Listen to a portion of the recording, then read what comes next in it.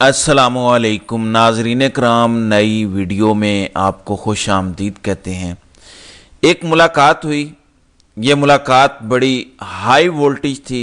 ये मुलाकात तकरीबन 3 रोज़ बाद मंजर आम पर आई है। 3 रोज़ तक इस मुलाकात को क्यों दबा के रखा गया, तफसीलात क्यों छुपाई गई और फिर अचानक हमारी इस्टेब्लिशमेंट की जानिब से 3 रोज़ के बाद ये तफसीलात लीक क्यों की गई, इसके पीछे क्या कहानी है वो आपके साथ शेयर करूँगा।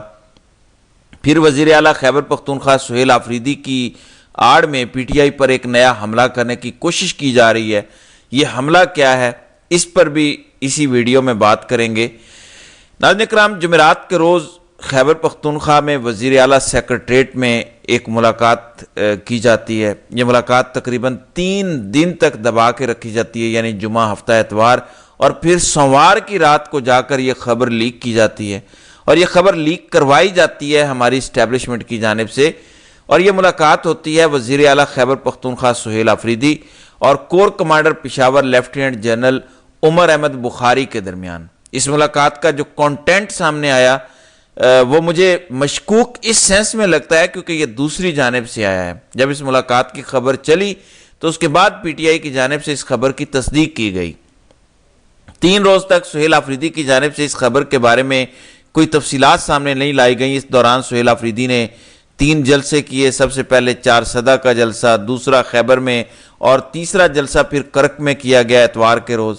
और इन तीनों जलसों के दौरान भी सुहेल आफरीदी की जानिब से कोई खबर इस हवाले से नहीं दी गई। ये खबर लीक क्यों करवाई गई है, ये एक बड़ा अहम सवाल है। आगे चलकर इस पर बात करेंगे। मिर्ज़ा शहजाद अकबर की जानिब से कहा गया कि पहले वज़ीर आला को कहा गया कि आप कोर कमांडर पेशावर के साथ मुलाकात के लिए उनके ऑफिस जाएं, लेकिन वज़ीर आला ने इससे इनकार किया। इसके बाद कहा गया कि मैं इनके साथ मुलाकात करने से इनकार नहीं करता, लेकिन अगर उन्होंने मुझसे मिलना है तो वो आकर मुझसे मेरे ऑफिस में मिलें, यानी वज़ीर आला हाउस उनको आना पड़ेगा। फिर वो वज़ीर आला हाउस गए और फिर ये मुलाकात हुई। इस मुलाकात के हवाले से जो खबर अब तक सामने आई है उसके मुताबिक ये 1-on-1 मुलाकात थी। ज़राए के मुताबिक मुलाकात में सूबे में अमन व अमान की सूरत हाल पर बातचीत हुई और core commander Peshawar lieutenant general Umar Ahmad Bukhari और सुहेल आफरीदी के दरमियान यह मुलाकात वज़ीर आला सेक्रेटरीट में जुमे के रोज़ हुई। मुलाकात में सूबे में अमन व अमान की मजमूई सूरत हाल पर बातचीत की गई। मुलाकात में सूबे में दहशत गर्दी से निमटने के हवाले से इक़दामात भी ज़ेर गौर आए। कबायली अजला में तरक्याती मनसूबों के हवाले से भी गुफ्तगू की गई। सूबे में क़याम अमन की कोशिशों में तमाम स्टेक होल्डर्स को एतमाद में लिया जाए, ये मौक़िफ़ था वज़ीर आला का। उन्होंने ये भी कहा कि दहशत गर्दी से निमटने के लिए मिल बैठ कर लाया अमल तैयार किया जाना चाहिए। मुलाकात के अगले रोज़ वज़ीर आला ने एपिक कमेटी इजलास भी तलब किया। तो ये खबर चलवाई गई है। अब इस खबर के चलवाए जाने के बाद की सूरत हाल को अगर देखा जाए तो ये मुलाकात नाकाम रही। मुलाकात नाकाम कैसे रही?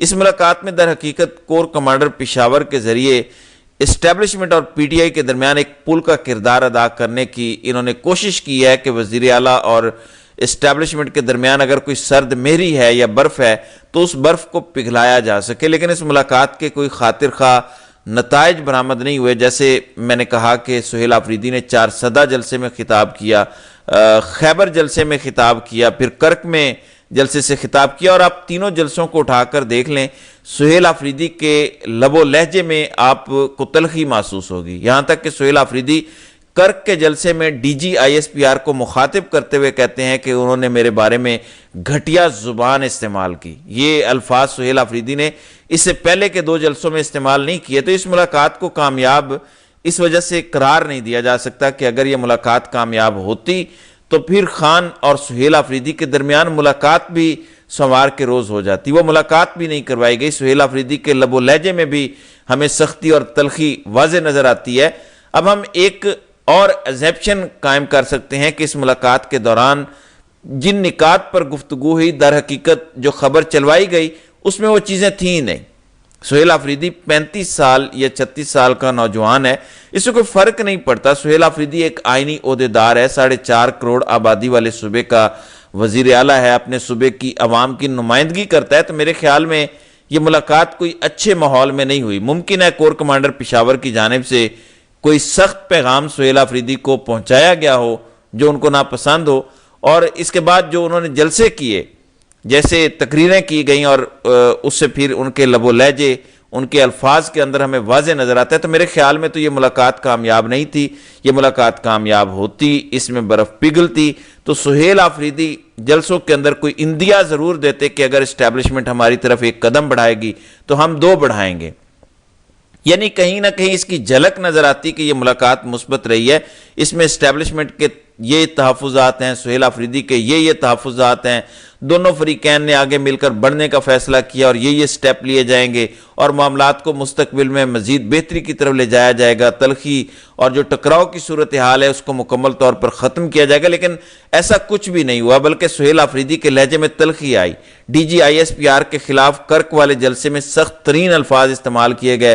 پھر اس کے بعد اسٹیبلشمنٹ کے 2 ٹاؤٹ منیب فاروق اور جاوید چودھری نے پھر ایسی کی تیسی کی کوشش کی، دھمکیاں بھی لگائیں سہیل آفریدی کو۔ تو واضح نظر آتا ہے کہ سہیل آفریدی اور کور کمانڈر پشاور کے درمیان پہلی ملاقات ناکام رہی۔ یہ ملاقات ناکام ہونے کے بعد صوبے میں جو صورتحال بن رہی ہے وہ مزید گمبھیر ہے۔ اس کی وجہ یہ ہے کہ ترکی کے اندر جو مذاکرات کا سیشن چل رہا ہے اور پاکستان اور افغانستان کے درمیان، اس سے بھی کوئی اچھی خبریں سامنے نہیں آ رہی۔ تو اگر وہاں سے بھی کوئی اچھی خبر نہیں آتی، ٹی ٹی پی کو روکنے کے حوالے سے افغان حکومت اگر کوئی اہم پیش رفت نہیں کرتی، تو آنے والے دنوں میں خیبر پختونخوا کے اندر ایک بار پھر دہشت گردی کا جن قابو سے باہر ہو سکتا ہے۔ اس دہشت گردی کے جن کو دوبارہ بوتل میں بند کرنے کے لیے ضروری ہے کہ وزیر اعلیٰ خیبر پختونخوا اور کور کمانڈر پشاور کے درمیان یہ ملاقات کامیاب ہوتی، اس میں دوریاں کم کرنے کی کوشش کی جاتی، ایک دوسرے کے تحفظات سنے جاتے اور پھر صدق کے دل سے دور کرنے کی کوشش کی جاتی تو بہتر ہوتا۔ خان کے ساتھ ملاقات سہیل آفریدی کی نہیں کروائی گئی، اب تو یہ تھریٹ کیا جا رہا ہے کہ آپ کی ملاقات نہیں ہوگی، دیکھتے ہیں آپ اب کیسے خان کے ساتھ ملاقات کر پاتے ہیں۔ اب آج منگل ہے، منگل کے روز آج اڈیالہ کے اندر خان کے ساتھ ملاقاتوں کا دن ہے۔ پی ٹی آئی کی جانب سے سہیل آفریدی سمیت دیگر سینئر رہنماؤں کے نام دیے گئے ہیں۔ جن لوگوں کے نام دیے گئے ان میں سہیل آفریدی کا نام شامل ہے۔ بیرسٹر علی ظفر نے سہیل آفریدی کا نام جیل حکام کو بھجوایا ہے۔ اس کے علاوہ وکلاء کی ملاقات کی فہرست بھی بھجوائی گئی ہے۔ وکلاء میں بیرسٹر گوہر، سلمان اکرم راجہ، مشال یوسف زئی شامل ہیں۔ اس کے علاوہ وکیل عزیر بھنڈاری اور حسنین سنبل کے نام بھی لسٹ میں ہیں، وہ بھی خان کے ساتھ ملاقات کریں گے۔ پھر اس کے علاوہ عمران خان اور بشرا بی بی کی فیملی کی بھی ملاقات آج متوقع ہے۔ اگر کوئی روڑے نہیں اٹکائے جاتے اور جو ایک طے شدہ طریقہ کار ہے اس کے مطابق یہ ملاقات کی اجازت دے دی جاتی ہے، سہیل آفریدی کی ملاقات اگر فرض کرے نہ بھی ہو تو میرے خیال میں پیغام رسانی علیمہ خان یا عمران خان کی دیگر بہنوں کے ذریعے ہو سکتی ہے۔ اب اس ملاقات کو 3 دن تک دبا کے رکھا گیا۔ پھر ہماری اسٹیبلشمنٹ نے جو خبر چلوائی اس میں بھی اپنے ایجنڈے کو مد نظر رکھا۔ شاید ہماری اسٹیبلشمنٹ یہ چاہتی تھی کہ اس ملاقات کی خبر پی ٹی آئی کی جانب سے چلوائی جائے اور پھر اس پہ یہ بیانیہ بنانے کی کوشش کی جائے کہ وزیر اعلیٰ نے یہ ملاقات کی ہے تو کیوں کی ہے، خان سے کیوں نہیں پوچھا۔ ابھی بھی یہ بیانیہ بنانے کی کوشش ہو رہی ہے کہ یہ ملاقات سہیل آفریدی نے جو کی، کیا انہوں نے خان سے پوچھا، کیوں نہیں پوچھا۔ وہ عقل کے اندر ملاقات کروائی نہیں ہے۔ اسی ملاقات کے لیے تو کور کمانڈر پشاور سے وہ ملا کہ شاید یہاں سے کوئی رستہ نکلے، لیکن وہ رستہ نہیں نکلا۔ تو یہ اسٹیبلشمنٹ کا جو ایک پلان تھا کہ پی ٹی آئی اس ملاقات کو تسلیم کرتی، پھر اس پر کوئی نیا پروپیگنڈا کیا جاتا، بیانیہ بنانے کی کوشش کی جاتی، وہ ساری چیزیں کامیاب نہیں ہو سکیں۔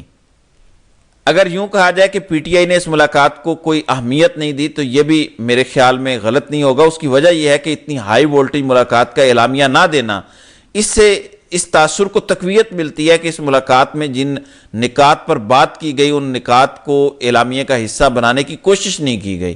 جب اصل بات بتا نہیں سکتے تو محض کاغذی کارروائی شاید پوری کرنے کی پی ٹی آئی نے بھی کوشش نہیں کی۔ بہرحال آج ساری صورتحال واضح ہو جائے گی، کیونکہ ایک بات تو طے ہے کہ پی ٹی آئی کے خلاف جو مرضی یہ صوبے کے اندر کریں وہ اپنا بیانیہ بنانے میں کامیاب ہو چکے ہیں کہ P T I Khyber Pakhtunkhwa کے اندر فوجی آپریشن کے خلاف ہے۔ اس میں عوام کے تحفظات، قبائل کے تحفظات کو مد نظر رکھا جانا چاہیے۔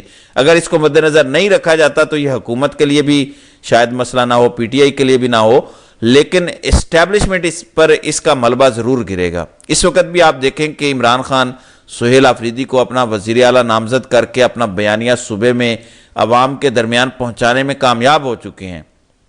دوسری جانب ہماری اسٹیبلشمنٹ تمام تر کوششوں کے باوجود تاحال اس بیانیے کو یا اس بیانیے کا توڑ کرنے میں کامیاب نہیں ہو سکی۔ اس لیے آج کریں، کل کریں، پرسوں کریں، جب بھی کریں، آپ کو عوام کے سامنے، جمہور کے سامنے سرنڈر کرنا ہوگا، سر جھکانا ہوگا، عوامی بالادستی کو تسلیم کرنا ہوگا۔ جب تک آپ یہ تسلیم نہیں کریں گے، آپ جو مرضی کرتے رہے، عمران خان اپنے سیاسی فیصلے لیتے رہیں گے اور اس کے جو بھی آفٹر شاکس آئیں گے وہ ہماری اسٹیبلشمنٹ پر آئیں گے، تو بہتر ہے ڈیل کی کوشش کی جائے تاکہ اس سے کوئی مثبت نتائج نکل پائیں۔ بہرحال دیکھتے ہیں کہ آگے ہوتا ہے کیا۔